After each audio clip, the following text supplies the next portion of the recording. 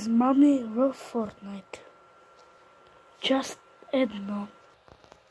Когато, примерно, някой си вземе...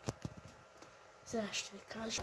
Някой си вземе ето това за скринове и ви покаже кода и той вече си го е направил. Няма да стане, казвам ви. Това е измама. Номер 2. Постоянно ви казват някакви кодове за VBOX, Support Create. Това е лъжа. Единствено можете да го направите от Save the World и като играете или от Battle Pass. Част 3.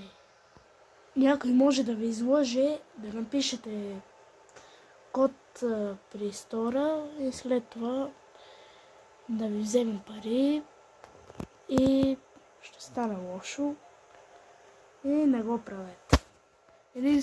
Има два начина. Т.е. 3. Save the World, като играете и от там Battle Pass. И благодаря, че гледахте тук.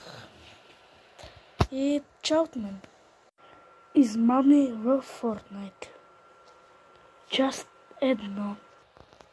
Когато, примерно, някой си вземе... Сега ще ви кажа.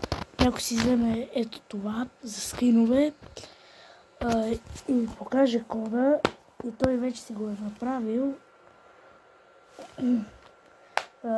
Няма да стане, казвам ви. Това е измама. Номер 2. Постоянно ви казват някакви кодове за VBOX, Support Create. Това е лъжа. Единствено можете да го направите от Save the World и като играете или от Battle Pass. Част 3. Някой може да ви излъже да напишете код при стора и след това да ви вземем пари и ще стане лошо и не го правете. Има два начина. Т.е. 3. Save the World, като играете и от там Battle Pass. И благодаря, че гледахте тук. И чао от мен.